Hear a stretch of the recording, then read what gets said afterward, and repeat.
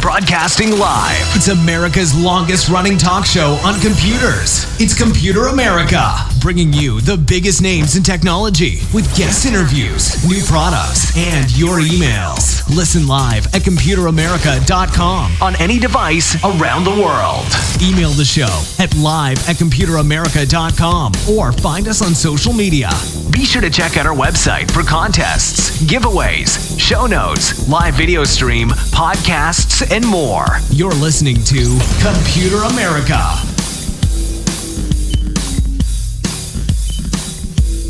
Hello and welcome everyone into the Computer America Show. We are the nation's longest running nationally syndicated radio talk show on computers and technology term podcast. Everyone, how you doing? Welcome into the program. Today on the show we have the one, the only Mr. Ralph Bond. He'll be joining us here in just a moment. He's waiting oh so patiently in the wings. And we have a great show planned for you because we have a number of stories. Everyone, this should be a really fun segment to head out into the weekend. And by the way, I hope everyone out there had a great St. Patrick's Day. You went out there, did something fun. It's been a number of years since we've been able to do that. So I know that we went out there and we had a green beer, and I got to say that was I feel like they dyed the beer green and charged me twice as much for it. That's about the extent of that, but that's about it. But everyone, again, I hope you had fun and you're ready for today's program. So before we get started, computeramerica.com, that's where you'll find everything that's super important for today's show, because the show notes, Ralph does a great job putting these together. They are probably the best show notes we put up all month, and you can, of course, check that out there at our homepage. While you're there, you have a link to Ralph's site, you have a link to the podcast, you have a link to the live video archive, you have a link to just about everything that we do. computeramerica.com, all you need to remember.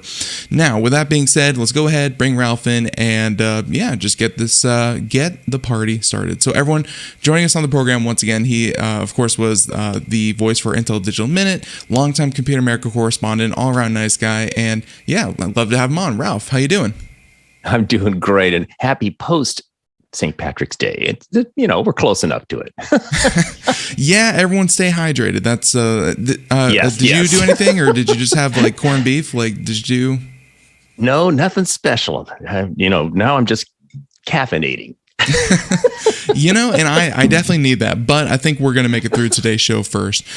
So everyone, once again, the show notes are super, super important. I'll have these posted by the time everyone is hearing this, hearing my voice, and that's going to have everything from links to pictures to more sources and deeper. Ralph, if you want to, kind of outline what your mission and, kind of what you do with these stories is. Sure. So what I do, Ben, is every week I look for interesting science, technology stories. Sometimes they're kind of out there on the edge of wackiness. Sometimes they're really mainstream, almost consumer oriented, but they're stories that just don't get the kind of attention in the mainstream press. And it's understandable because, of course, right now, Lord knows the terrible situation in the Ukraine is dominating everything. But anyway, these are fun, interesting stories. And sometimes we dive in pretty deep on the geeky technology. Other times we kind of just give you the Reader's Digest condensed version. But like Ben was saying, folks, go out and get the show notes if you want to dig deeper, because what I do, what Ben and I do together, is just give you the highlights of these stories. And there's so much science and technology underpinning each one of these stories that you can go learn more about if you get the show notes. So that's what I recommend. Yeah, and since you brought it up, and it might come up later, but since you brought it up now, I do want to give a quick shout out to my mom. She's a very nice lady. I've known her for quite a bit. But she just had me go to the post office and send off. She's been making baby quilts for like the past couple of days, and great. She's sending them to a charity organization. If anyone out there, if you know a quilter in your life, maybe Blankets of Love Foundation. They normally do mental health. That's usually their drive, but they've switched to Ukraine and the refugees that are leaving Ukraine. They're quilting their fingers to the bone, and then they're sending them, like anyone here in the U.S. sends them to their headquarters, and then they send it over to Ukraine. They find a way to partner with, carriers and different things to send the blankets over there to the refugees.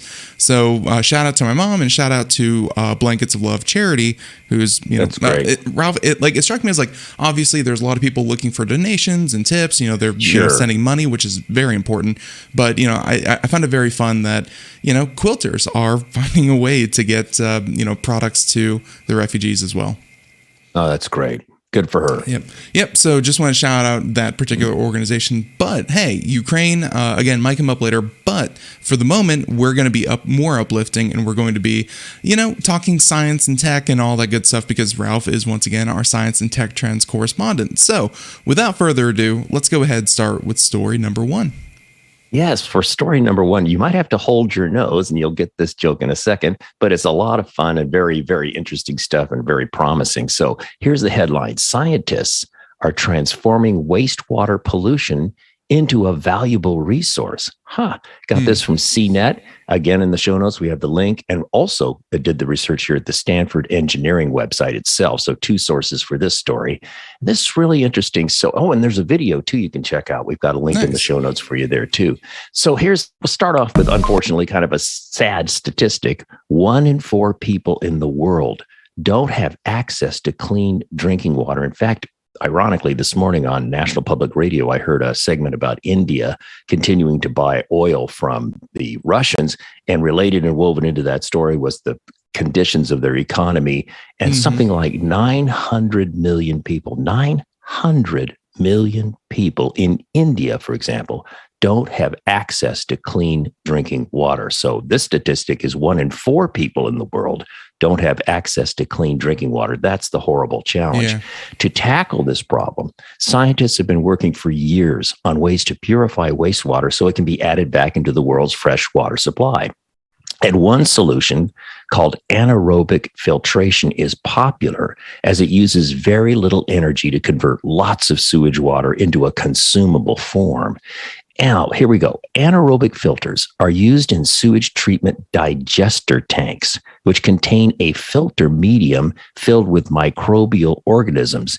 And this means they're microscopic organisms that can live without oxygen. So weird. These microbial organisms break down the organic contaminants present in the wastewater. Now, it's great. Anaerobic filtration systems, they work, but there's a huge glaring problem. While cleaning up the water, anaerobic filtration systems create extremely harmful byproducts called sulfides. Yikes. And for example, the Centers for Disease Control and Prevention says that inhaling hydrogen sulfide emitted by anaerobic filtration systems could lead to symptoms like difficulty breathing, tremors, eye and skin irritation, loss of consciousness, and in high concentrations, even death. Yikes. That sounds bad.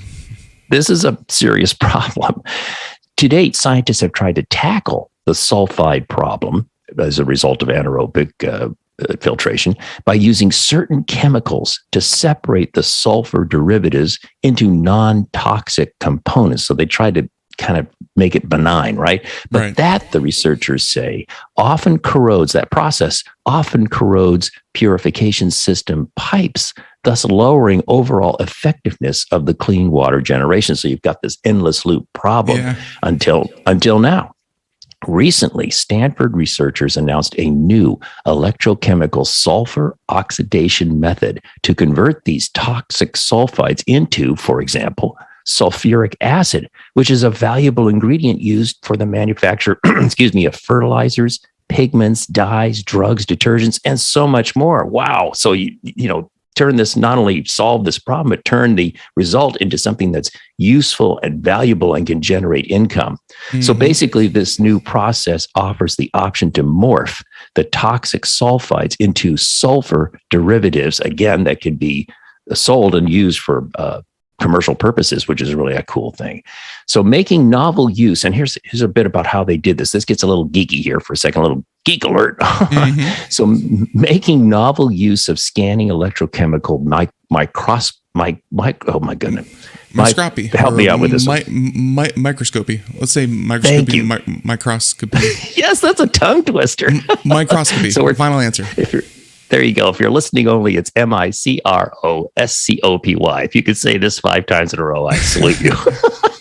So using this technique that facilitates microscopic snapshots of electrode surfaces while the reactors are operating, the researchers quantified the rates of each step of the chemical sulfur oxidation process the Stanford guys came up with, along with the types and amounts of products formed, meaning the useful sulfur byproducts. They found, among other things, that varying operating parameters, such as reactor voltage, could facilitate low energy sulfur recovery from wastewater. Now, here's the really cool thing, kind of the ta-da, drum roll please, ending of this story.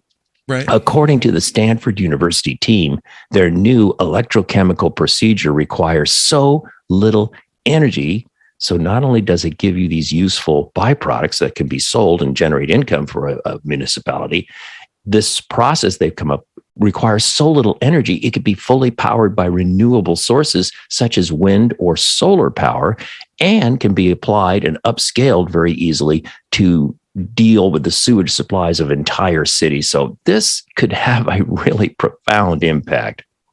Yeah, ironically, like, because this kind of follows another water story that we did last week, I was like, my joke for all this, Ralph, was going to be, imagine if you covered these, these water containment things with solar panels, because like the canal last week, that whole joke. But it seems like, hey, that's really actually what they want to do. And, I saw a very cool documentary, I think it was by like Vice or something about that the other day, talking about sulfuric acid and how it's in some places still harvested by hand. Very, very dangerous, very, very deadly. And part of that segment was like how much it's used. And Ralph, I'm sure that like it's used in batteries, but to a lot of people, it's used in detergents, like you said, but it's also the thing that makes sugar white, like, that bleaches sugar.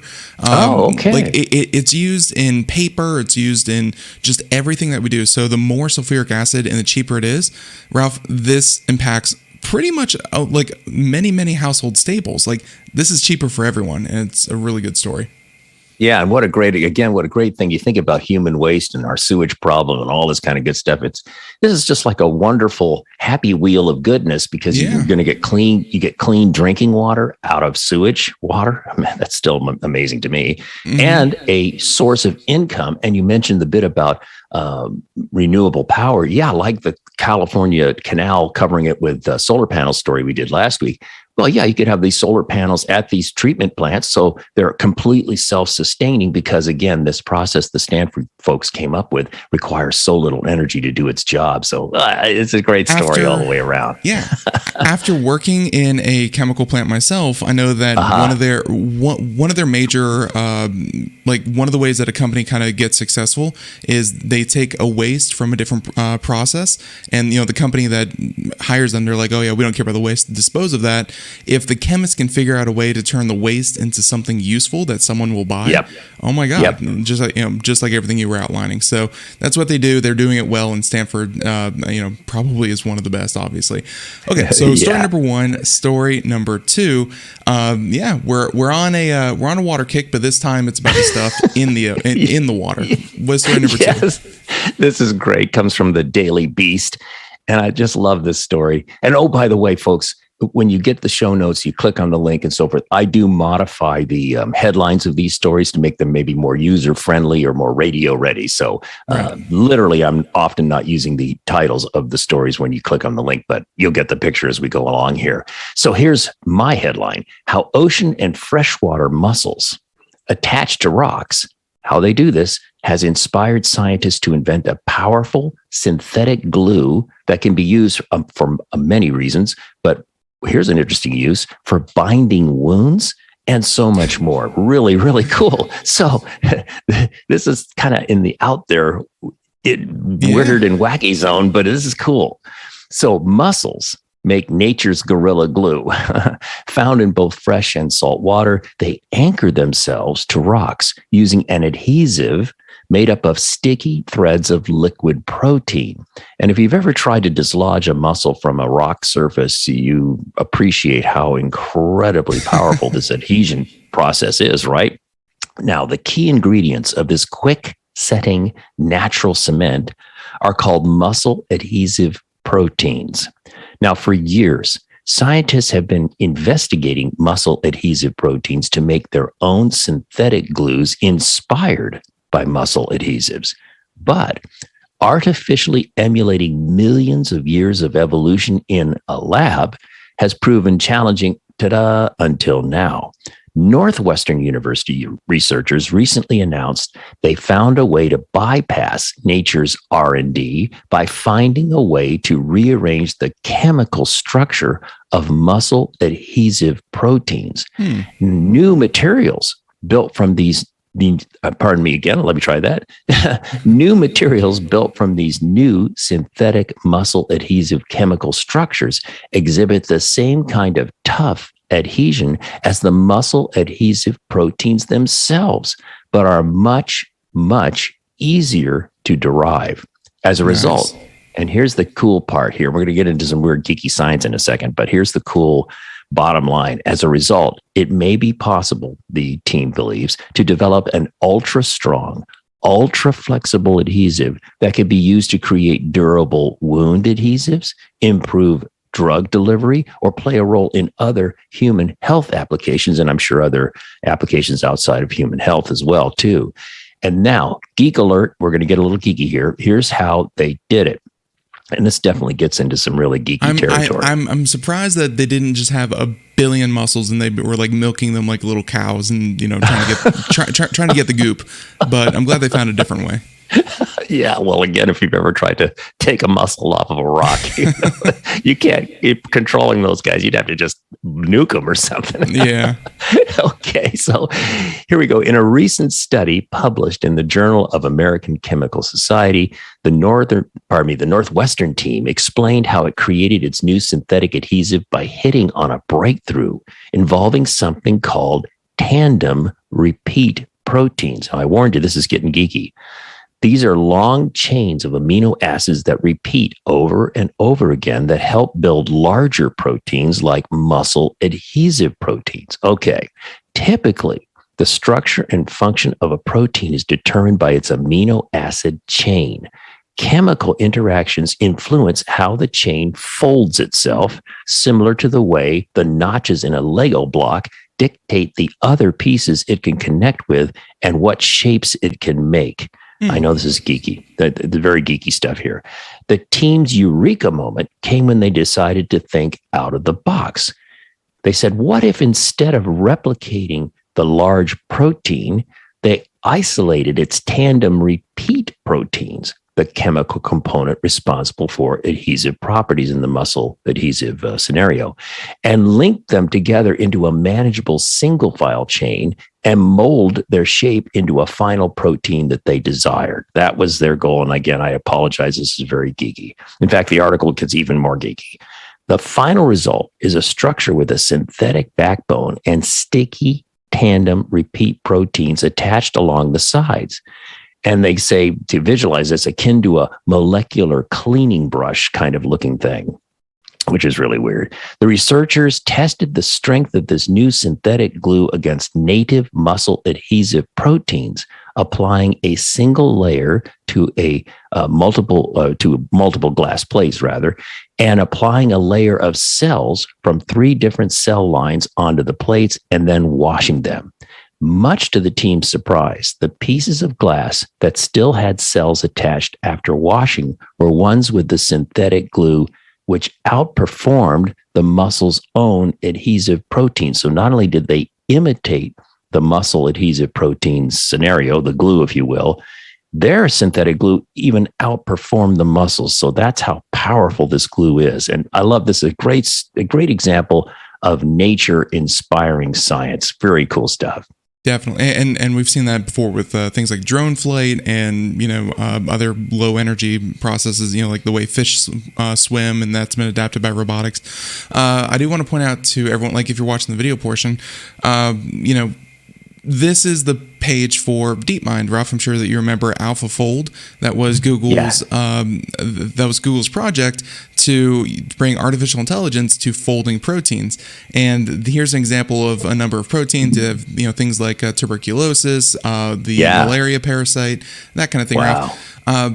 That they were hitting on some of the breakthroughs. Like this wasn't possible a couple of years ago, but now that you have things like AlphaFold, you can unroute. I mean, Ralph, just look at, like let's say a fruit fly. These proteins are very convoluted and, just a mess to look at. So if you could fold them, manipulate them, and break them down to their more basic structures, I think that's what they did here. They got the basic structure by unfolding it, and then they were able to recreate it after they created the base part of it. So, little things like that, Ralph, that, like stories that we report on, 4, 5, 6 years ago are coming back full circle and, breaking research. I love it. Oh, yeah, me too. And I'm so glad you brought those images up. That helps illustrate a little bit of what we're talking about here with this story. So cool stuff. Yeah, very protein. And trust me, I took exactly 0 science courses in high school. I'm awful with science, but I think you broke it down well enough that even I understood that, mussel glue is actually a thing. And last time I heard about mussel glue, like I knew that it was good a number of years ago. And I think a lot of people were, kind of experimenting with it, but again, it was kind of the harvesting of the adhesive material. It's like, man, Elmer's is so much cheaper than a bottle of mussel glue.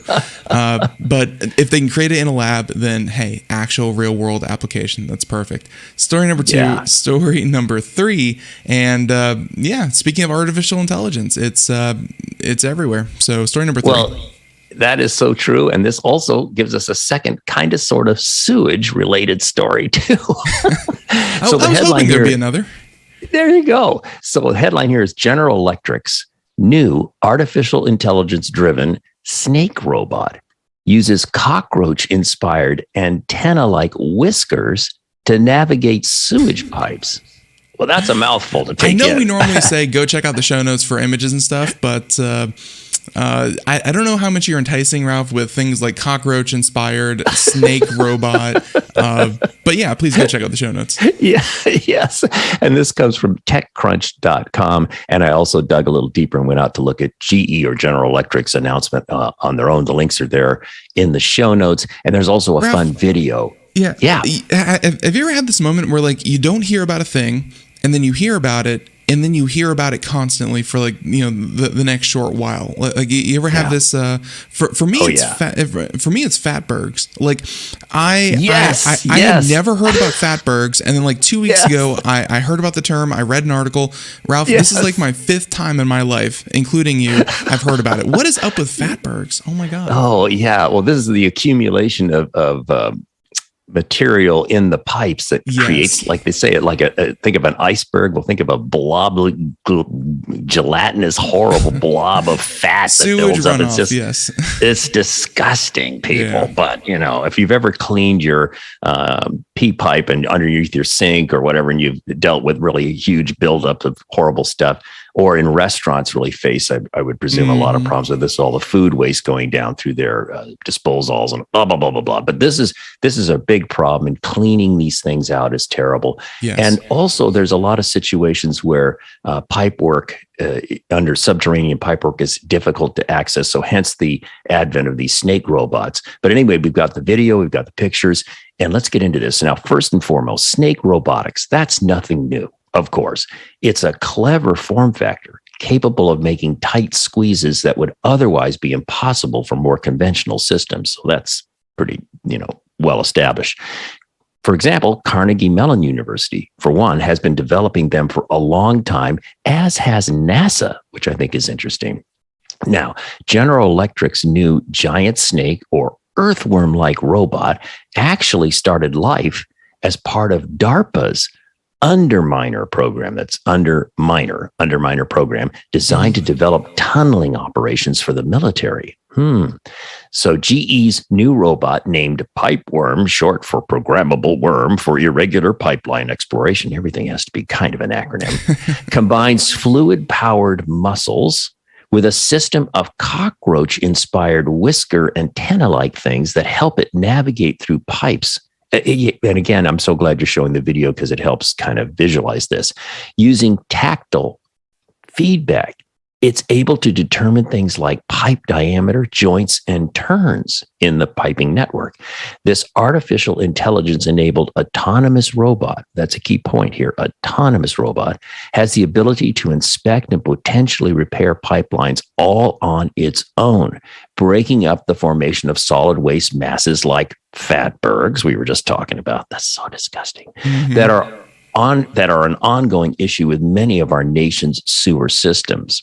So the cockroach-like whiskers or antenna added to its body gives the robot greatly enhanced levels of navigational perception to make sharp turns or negotiate its way through dark, unknown portions of a pipeline network. Remember, in our country, we've got, sewer systems and pipelines, subterranean stuff going on that was installed 100, 120, 130 years ago. Yeah. And maybe they've lost the plans or don't know. So this little guy can go in there with the artificial intelligence, its navigational capabilities, et cetera, its ability to be autonomous, to kind of work its way through these areas, even if you don't know or don't have any maps to guide you, right? Mm-hmm. And the company, GE, believes this new robot could be deployed for all manner of subterranean inspection, from power plants to fiber optics, in addition to, of course, helping with our sewage pipe problems in this country. So cool stuff. Yeah. And even looking at the image, you can kind of see what the user interface looks like. And this little chart over here on the left shows really the, kind of the edges of the pipe. And you can see, the diameter, all that kind of stuff. And not to belay your fatbergs, but I think that the article that I read was like New York City has a huge problem with these things. London has an even bigger problem with them, and then of course developing countries are going to start having to deal with it too. So I love the automation. I love it can just do everything on its own. And let's face it, Ralph. I mean, the thing before this was, I guess, a giant drain snake. That a plumber would use, and that whole thing. Yes, exactly. Right. Yeah. So this is the automated, smart version of that, and very, very simple tool. Getting brains. That's really, really cool. Hopefully just not a nose, just, eyes and a brain, not a nose, hopefully. So no, very, very cool. And again, the robotics is very cutting edge. So there's story number 3. And ladies and gentlemen, I want your congratulations because I avoided the colonoscopy joke. I just went right by it. So everyone else out there, speaking of dark and unnavigatable. Okay. Story number 3, story number 4, Ralph. Let's go ahead and, let's end with a little bit of brain work. We've spruced up our pipes. Let's get to our brain. Yeah, we'll leave sewage behind now. So our last story for today comes from the Daily Beast. And the headline here is, scientists have created microscopic magnets that let you remote control the brain. Ooh. So this is one of those stories where you think, I'm either excited or terrified, or kind of a mix. Tinfoil might actually work on this one. Yeah, exactly right. So there's the link here, of course, in the show notes. So let's get into this here. A research team at the University College London has found a way to attach tiny magnetic particles, or micromagnets, if you will, to brain cells called astrocytes. And I didn't know much about astrocytes until this story. I kind of dug in a little deeper. So astrocytes are the most numerous cell type within the central nervous system and are critical for keeping the brain healthy. In recent years, scientists have increasingly explored the role of astrocytes in regulating physiology, cognition, and behavior. So, incredibly important. In one experiment, the University College London researchers injected micromagnets directly onto the surface of astrocytes in the brains of course, lab rats, poor little rats. When the researchers exposed the rats to a large external magnet, the magnetic forces triggered a mechanical stimulation that revved up cell activity in the astrocytes. Now, here's a more specific example. For example, if switched on in the part of the brain that regulates blood pressure called the brainstem, the result was an increase in blood pressure. So they can throttle. It's a way to throttle this, right? And here's the really cool thing. Get this.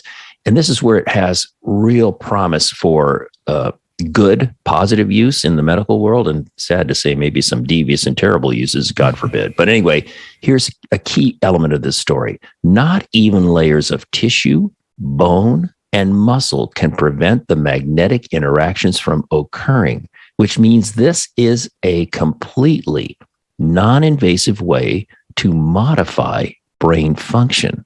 Wow.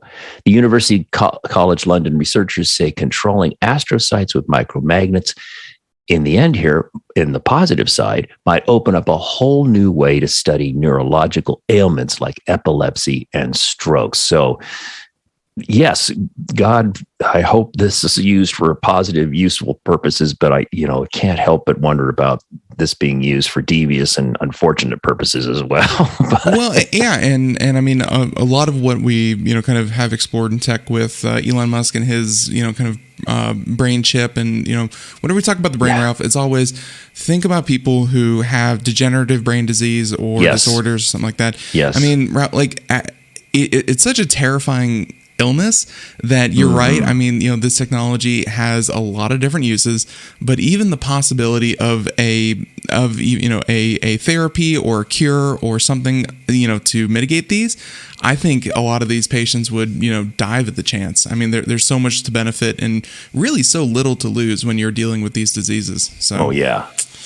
And again, the whole bit about it's non-invasive, this idea this magnetic process doesn't, you don't have to cut anybody up to make this work, which I think is just fantastic.